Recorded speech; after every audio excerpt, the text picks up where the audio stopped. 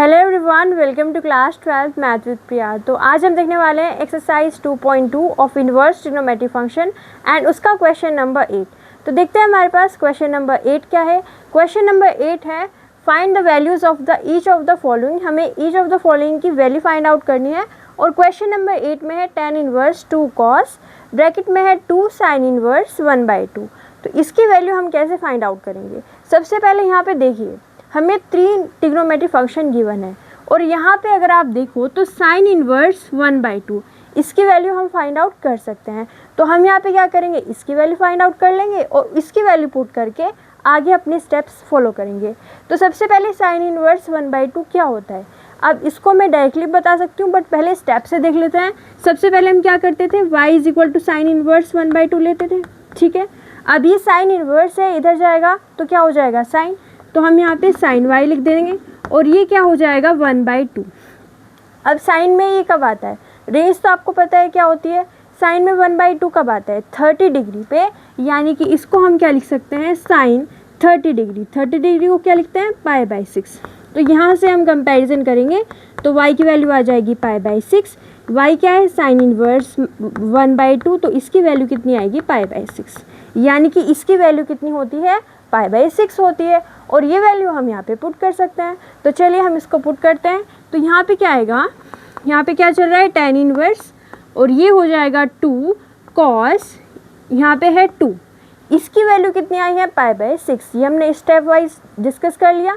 अब यहाँ पे इसकी वैल्यू पुट कर देते हैं तो ये हो जाएगा π/6।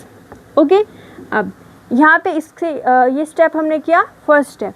अब यहाँ पे देखिए tan इनवर्स ये हो जाएगा हमारे पास 2 cos। अब यहाँ पे ये 2 है और ये है 3, ये है 6, तो यहाँ पे क्या बचेगा हमारे पास π/3।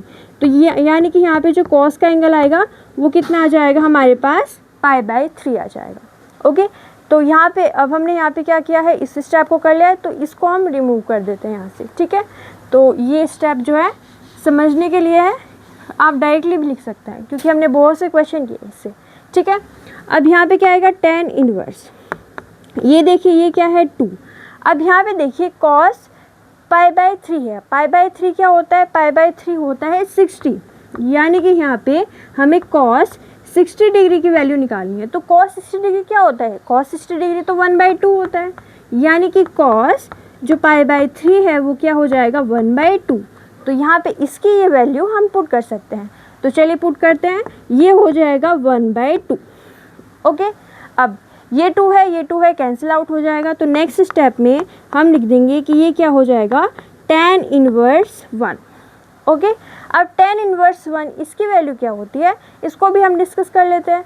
tan इनवर्स 1 की वैल्यू क्या होती है, तो यहाँ पे देखिए क्या आएगा, स्टेप वाइज कैसे कर देते हैं, y = tan इनवर्स 1। अब ये tan इनवर्स है, इधर जाएगा तो tan में हो जाएगा, यानी कि tan y = 1। ओके, अब 1 कब आता है tan में, π/4 पे, यानी कि हम यहाँ पे क्या लिख सकते हैं π/4। तो यहाँ से हम क्या कहेंगे कि जो y है वो किसके इक्वल आएगा π/4 के, और जो tan इनवर्स 1 है इसकी वैल्यू कितनी आएगी π/4।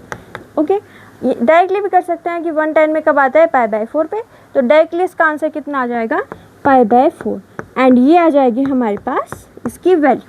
ओके, तो ये हो गया क्वेश्चन नंबर 8। एक बार फिर से देखिए, इसकी वैल्यू होती है tan इनवर्स 1/2 की π/6। यहाँ पे इससे कैंसिल आउट हो गया 3 टाइम्स, ये हो गया π/3, cos π/3 होता है 1/2, 2 से 2 कैंसिल आउट, tan इनवर्स 1, और इसकी वैल्यू कितनी होती है π/4 होती है। ठीक है, अब देखते हैं क्वेश्चन नंबर 10। जो क्वेश्चन नंबर 9 है वो प्रॉपर्टी में ही नहीं है, तो उसका कोई मीनिंग नहीं बैठता है सोल्व कराने का। तो क्वेश्चन नंबर 10 पे फोकस करते हैं। ओके, तो यहाँ पे क्या है क्वेश्चन नंबर 10। क्वेश्चन नंबर 10 में है साइन इनवर्स साइन π/3, इसकी हमें क्या करनी है, वैल्यू फाइंड आउट करनी है। अब प्रॉपर्टी जो हमने पढ़ी हुई है उससे हम क्या देखेंगे, आपने पढ़ा हुआ है कि साइन इनवर्स साइन थीटा अगर ऐसा है तो हम उसको थीटा लिख सकते हैं।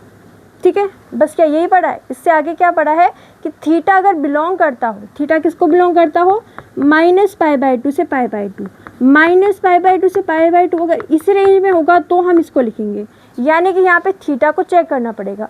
तो चेक करते हैं, 2 × पाई क्या होता है 180/3, ये कितना हो जाएगा हमारे पास 60 एंड ये आ जाएगा 120 डिग्री।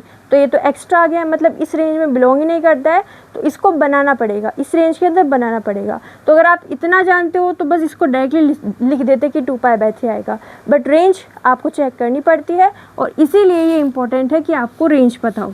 ठीक है, तो अब आगे सॉल्व करते हैं। कैसे करेंगे इसको, यहाँ पे आएगा साइन इनवर्स, ये हो जाएगा हमारे पास साइन, इसको कैसे लिख सकते हैं, यहाँ पे π/3 है। ओके, अब यहाँ पे क्या करें कि ये बन जाए 2π/3, तो पाई माइनस π/3 कर दीजिए। देखिए क्या बनेगा, 3π - π 2π, और नीचे कितना आएगा 3। ओके, अब इसको कैसे निकालेंगे, तो यहाँ पे क्वाड्रेंट चेक कर लेते हैं।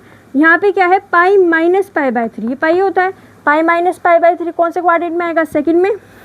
यहाँ पे क्या होता है, साइन, तो हम यहाँ पे क्या लिखेंगे कि यहाँ पे ये जो है साइन का साइन ही रहेगा क्योंकि पाई है। अब पाई माइनस π/3 है, सेकंड क्वाड्रेंट में साइन पॉजिटिव होता है, तो ये क्या आएगा π/3, पॉजिटिव π/3। ओके, ये स्टेप क्लियर हुआ। यहाँ पे पाई माइनस π/3 क्या हो जाएगा, साइन π/3। अब प्रॉपर्टी में π/3 जो है बिलोंग करता है, इसलिए हम इसको क्या लिख सकते हैं कि ये आएगा हमारे पास π/3।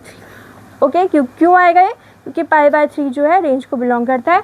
साइड में मेंशन कर सकते हो क्योंकि π/3 जो है वो बिलोंग करता है किसको, -π/2 से π/2 को। तो ये आ जाएगा हमारे पास इसका आंसर। तो आप इसका स्क्रीनशॉट ले सकते हैं। यहाँ पे हमने इसको क्या किया है, पाई माइनस π/3, इसकी वैल्यू आई साइन π/3, ये बिलोंग करता है, तो हमने प्रॉपर्टी से इसको ये लिख दिया। ओके, तो ये हम हो गया हमारे पास 2 क्वेश्चन। अगली क्लास में हम आगे क्वेश्चन सॉल्व करेंगे। अगर आपको हमारी वीडियो अच्छी लगी है तो लाइक कीजिए, शेयर कीजिए, हमारे चैनल को सब्सक्राइब कीजिए। Thank you so much for watching.